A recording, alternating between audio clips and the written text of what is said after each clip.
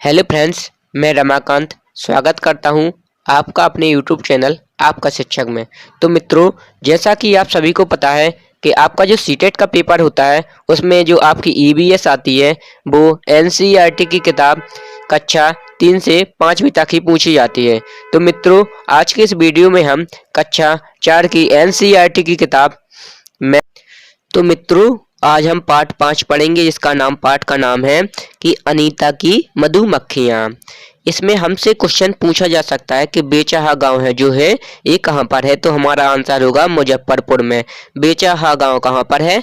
मुजफ्फरपुर में है। इसके बाद नेक्स्ट इम्पोर्टेंट पॉइंट आता है कि अक्टूबर से दिसंबर तक का समय मधुमक्खियों के अंडे देने का होता है। अब हमसे क्वेश्चन पूछा जा सकता है कि मधुमक्खियों के अंडे देने का अच्छा समय कौन सा होता है। तो महीने दिए होंगे उसमें हमें, तो इसमें से हमारा जो आंसर वहाँ पर मिलेगा पेपर में अक्टूबर से दिसंबर, यही हमें लगाना है। इसके बाद आता है कि मधुमक्खियों पालन शुरू करने का सबसे अच्छा समय यही होता है। कौन सा होता है? अक्टूबर से दिसंबर के बीच का समय मधुमक्खी पालन करने का सबसे अच्छा समय होता है। अब मित्रों, हमारा नेक्स्ट इम्पोर्टेंट पॉइंट आता है जो कि मधुमक्खियों की छत्ते से संबंधित है कि एक छत्ते में रानी मक्खियां होती हैं जो क्या करती हैं? अंडे देती हैं। हमसे क्वेश्चन पूछा जा सकता है कि रानी मक्खियों का क्या काम है। उसमें दिया होगा कि काम मतलब कि शहद ढूंढना, क्या करना। तो हमारा जो राइट आंसर होगा अंडे देती है। शहद क्या करती है? रानी मक्खियां अंडे देती हैं। इसके बाद नेक्स्ट इम्पोर्टेंट पॉइंट आता है मित्रों कि छत्ते में छाती लिखा है यहाँ पर, छत्ते लिखा होगा कि छत्ते में कुछ नर मक्खियां भी होती हैं। इसके बाद नेक्स्ट इम्पोर्टेंट पॉइंट आता है कि छत्ते में बहुत सारी काम करने वाली मक्खियां भी होती हैं। यह दिन भर काम करती हैं। शहद के लिए फूलों का रस ढूंढना, छत्ता बनाना और बच्चों का पालन पोषण करना किनका काम है? काम करने वाली मक्खियों का काम है। यहाँ पर लिखा हुआ है काम करने वाली मक्खियों का काम है। ये हमसे क्वेश्चन इस प्रकार से पूछा जा सकता है। अब इसके बाद नेक्स्ट इम्पोर्टेंट पॉइंट आता है। अब मित्रों, नेक्स्ट इम्पोर्टेंट पॉइंट आता है हमारा, इसमें कौन सा आता है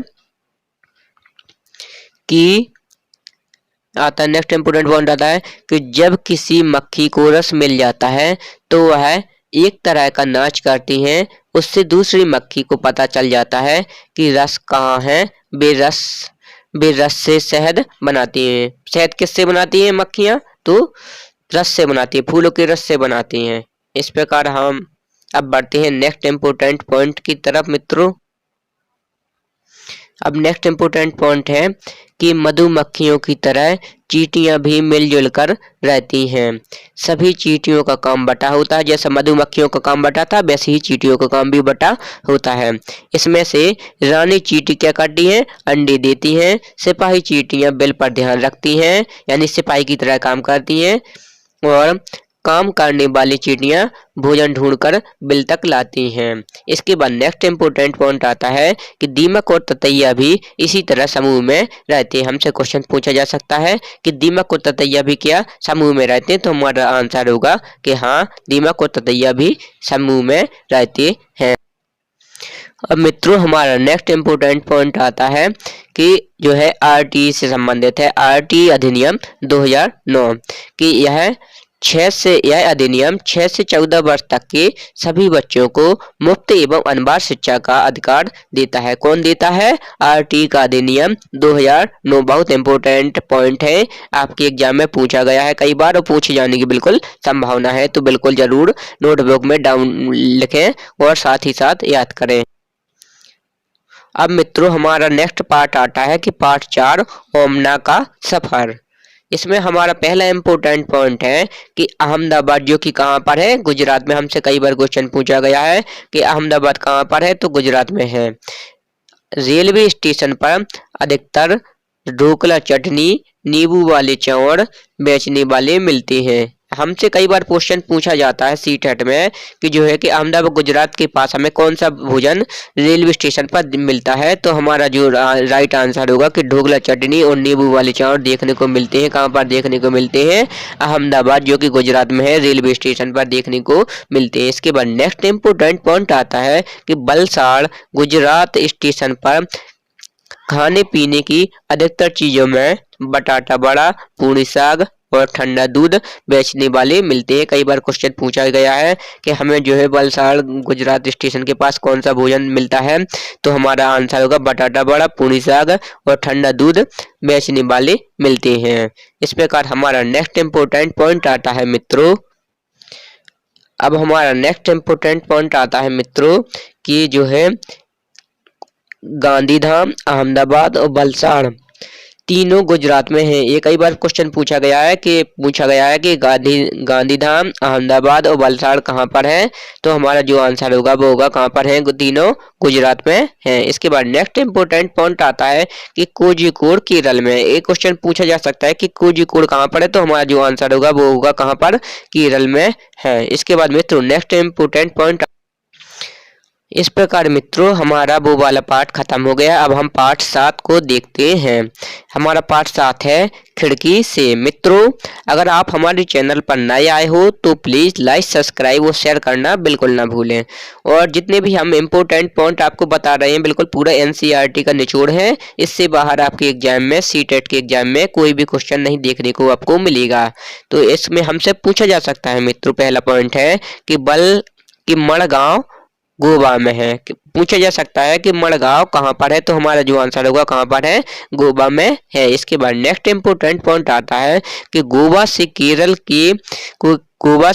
की रेल रास्ते में 92 सुरंग और 2000 पुल मिलते हैं। 2000 पुल हैं। हमसे क्वेश्चन पूछा जा सकता है कि गोवा से केरल के रास्ते कितनी सुरंग, कितने पुल हैं, तो हमारा आंसर होगा कि 92 पुल हैं और 92 सुरंगें हैं और 2000 पुल हैं। ये सुरंग पश्चिमी घाट पर्वतों में है। कहाँ पर है, पश्चिमी घाट पर्वतों में है। इसके बाद नेक्स्ट इम्पोर्टेंट पॉइंट आता है मित्रों कि गुजरात से केरल पहुंचने तक ट्रेन हमारे देश के महाराष्ट्र, गोवा, कर्नाटक राज्यों से गुजरेगी। हमसे क्वेश्चन पूछा जा सकता है गुजरात से केरल पहुंचने तक ट्रेन हमारे देश में कहां से होकर जाती है, तो हमारा आंसर होगा कि महाराष्ट्र, गोवा, कर्नाटक राज्यों से होकर गुजरेगी। यही हमारा राइट आंसर होगा। सभी इंपोर्टेंट पॉइंट को लिया गया है मित्रों, जो कि आपके सीटेट की दृष्टि से बहुत इंपोर्टेंट। इससे बाहर आपका कोई भी क्वेश्चन देखने को नहीं मिलेगा।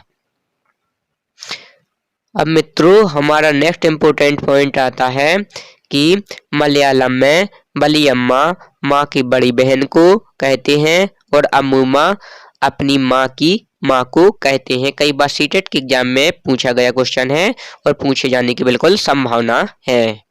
इस प्रकार हमारा नेक्स्ट इम्पोर्टेंट क्वेश्चन पॉइंट आता है। अब मित्रों नेक्स्ट इम्पोर्टेंट पॉइंट है, हमसे कई बार पूछे जा सकते हैं या पूछे गए हैं कि भाषा और ये भाषा कौन से राज्य में बोली जाती है। जैसे कि है मित्रों, पहली भाषा है मलयालम। मलयालम कहाँ पर बोली जाती है, केरल में बोली जाती है। इसके बाद है कोंकणी। कोंकणी कहाँ बोली जाती है, गोवा में बोली जाती है। मराठी जो कि हमारे महाराष्ट्र में बोली जाती है।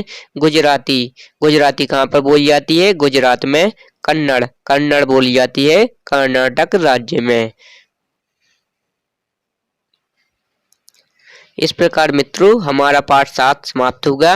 अब पाठ आता है नानी के घर तक। पार्ट 8 है नानी के घर तक। सीटेट की दृष्टि से बहुत ही इंपोर्टेंट पॉइंट लिए गए हैं, पूरा एनसीईआरटी का निचोड़ लिया गया है। इसके बाद इंपोर्टेंट पॉइंट आता है हमारा फेरी के बारे में है। ये पॉइंट सभी कि केरल के कई भागों में एक जगह से दूसरी जगह जाने के लिए फेरी और अन्य तरह की नाव का इस्तेमाल होता है। यानी कि केरल में जो नाव होती हैं एक स्थान से दूसरे स्थान पर जाते हैं, वहाँ क्या बोलते हैं, नाव को फेरी बोलते हैं। फेरी नाव होती है जिसे मिनी शिप कहते हैं, यानी कि छोटी नाव को हम क्या कहेंगे, केरल में फेरी कहेंगे। इसके बाद मित्रों नेक्स्ट इम्पोर्टेंट पॉइंट आता है हमारा। हाँ, अब मित्रों नेक्स्ट इम्पोर्टेंट पॉइंट है, बहुत ही इम्पोर्टेंट है। रेलवे टिकट के बारे में हमसे बहुत बार पूछा गया क्वेश्चन है, इसमें से पूछे जाते हैं और पूछे जाएंगे कि रेलवे टिकट से संबंधित निम्नलिखित जानकारी दी होगी। इसमें से बताया होगा हमें क्वेश्चन में कि कौन सी जानकारी रेलवे टिकट पर नहीं दी जाती है। तो जब हम सभी पॉइंट को पढ़ लेंगे कि क्या क्या दिया जाता है, तो हमें ऑटोमेटिक ही आंसर वहां पर देखते ही पता चल जाएगा। तो हम देखते हैं मित्रों कि रेलवे टिकट में जो है ट्रेन का नंबर दिया होता है, जो रिजर्वेशन होता है नंबर, उसमें ट्रेन का नंबर भी दिया होता है। सफर शुरू होने की तारीख भी दी होती है। अब हम जिस दिन से सफर करेंगे वहां पर तारीख भी होगी कि किस दिन से हमें सफर शुरू करना है या किया है। इसके बाद नेक्स्ट इंपॉर्टेंट पॉइंट है कि बर्थ एवं डिब्बे का नंबर भी दिया होता है, किराया भी दिया होता है कि हमसे कितना किराया लिया गया, दूरी भी लिखी होती है कि कितनी दूरी है, कितनी दूरी हमें तय करना है रेलवे द्वारा। इस प्रकार मित्रों हमारा पार्ट 8 समाप्त हुआ। अब हम पार्ट 9 देखते हैं, बदलते परिवार। आंध्र प्रदेश के बारे में कुछ इम्पोर्टेंट पॉइंट दिए गए हैं जिन्हें हम देखते हैं। पहला इम्पोर्टेंट पॉइंट है मित्रों हमारा कि यहाँ लोगों का विशेष कैंप लगता है। इस कैंप द्वारा कम उम्र की शादीशुदा लड़कियों को फिर से स्कूल भेजने की मदद की जाती है। बहुत इम्पोर्टेंट पॉइंट है मित्रों हमारा। इसके बाद हमारा नेक्स्ट इम्पोर्टेंट पॉइंट आता है मित्रों जो कि है बाल विवाह कानून के बारे में कि लड़कियों की शादी की आयु कम से कम 18 वर्ष और लड़के के लिए 21 वर्ष, यानी कि जो लड़कियां होती है उनकी शादी की आयु 18 वर्ष की गई है। 18 वर्ष से पहले कोई शादी नहीं कर सकता है, निर्धारित की गई है कि 18 वर्ष के बाद ही होगी, और लड़कों के लिए 21 वर्ष की गई है। वेरी इंपॉर्टेंट पॉइंट है, कई बार पूछा गया है हमसे सीटेट के एग्जाम में।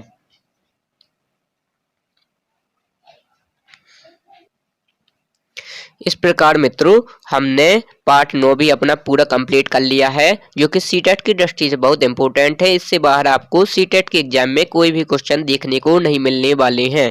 अतः इस वीडियो को पूरा जितने भी वीडियो होगी सभी वीडियो को पूरा जरूर देखें, साथ ही साथ अपने मित्र को शेयर करें, लाइक सब्सक्राइब शेयर करना भी बिल्कुल ना भूलें। अब मिलते हैं मित्रों हम अपने नेक्स्ट वीडियो में, तब तक के लिए बाय बाय।